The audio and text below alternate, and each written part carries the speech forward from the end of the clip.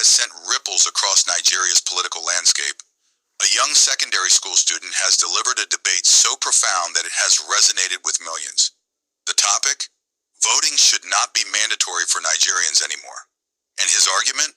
A scathing yet undeniable expose of a system that has failed its people.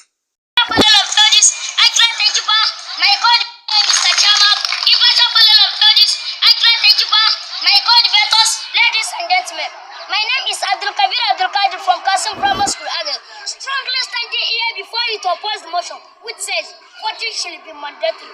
Firstly, the use of force in a democratic setting is unconstitutional.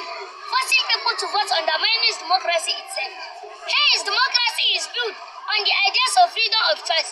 People should be free to choose who to lead them. Making it mandatory to vote is directly taking away this freedom. Any government that tries to apply the use of force becomes authoritarian, attacking the personal liberties of its citizens. This alone disqualifies the assertion. The credibility of any election is for people to be allowed to come out en masse on their own to vote. That's even allowed the government and international community to assess the extent to which that election was successful. Having said that, consider the kind of politician we have in this country and how politics is being practiced. Who are we making voting mandatory for? Just every last year, we voted Tinubu to be our next president, but every hope that things will change for better. Upon signing him, the first bit of color he gave us was to remove the petroleum subsidy, proving the one nation who took in Obia into untold hardship. Prices of goods and services continue to rise. Tinubu, with all his charisma, cannot handle this country the way we want. Presently, we are experiencing the capital of terrors, and as all this are happening, our lawmakers all have the constitutional power to call everybody to order, including President Deputy. Particularly in the Senate instant, they are busy budgeting for 160 million naira flashy cars. Housing allowances, it is for God's sake. Is this the kind of our leaders who want to make voting mandatory for?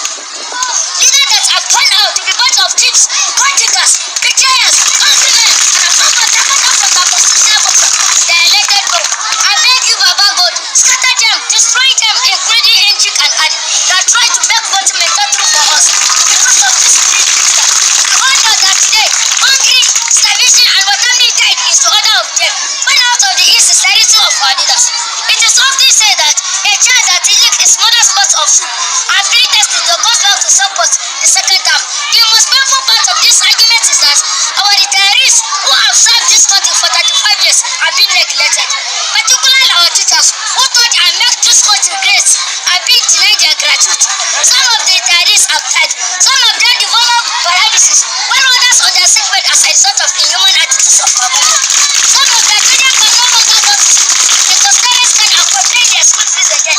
These are people who are better two-times the elite. They voted under some of them under rank, all with the hope that things will change for better. No way. And some unscrupulous elements are somewhere agitating for mandatory voting, as if they are part of the changing of our greedy leaders. Oh, thunder, where are you? This is the time you are supposed to strike, so that you eliminate all of them, so that you have peace in our nation. Or join them in one aeroplane, so that it will crash land in the course of their agenda. Furthermore, our security agents, i.e., the police and army, are being used by the ruling parties to scare away voters from the police station, by the use of gun and tigers just to prevent for casting breathing.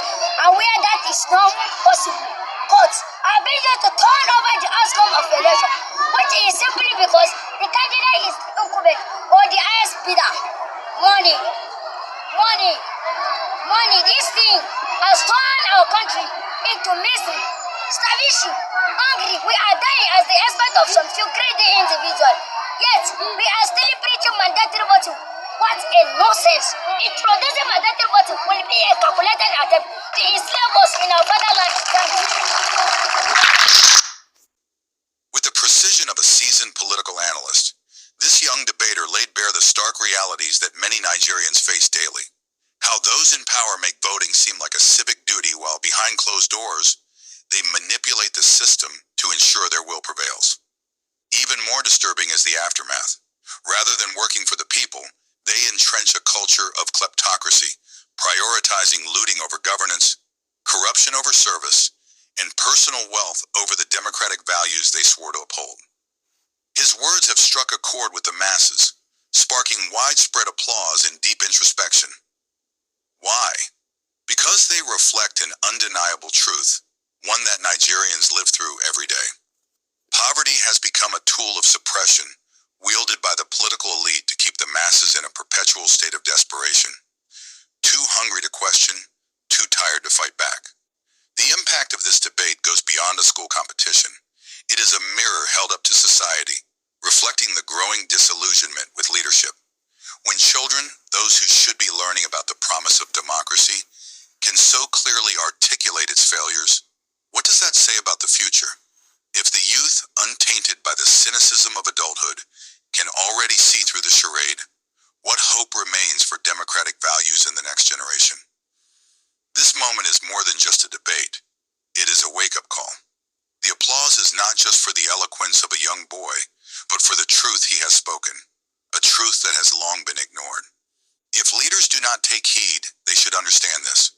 When a country's youngest minds begin to lose faith in democracy, a reckoning is not far behind. The real question now is, will Nigeria's leaders listen, or will they continue to pretend that the people's voices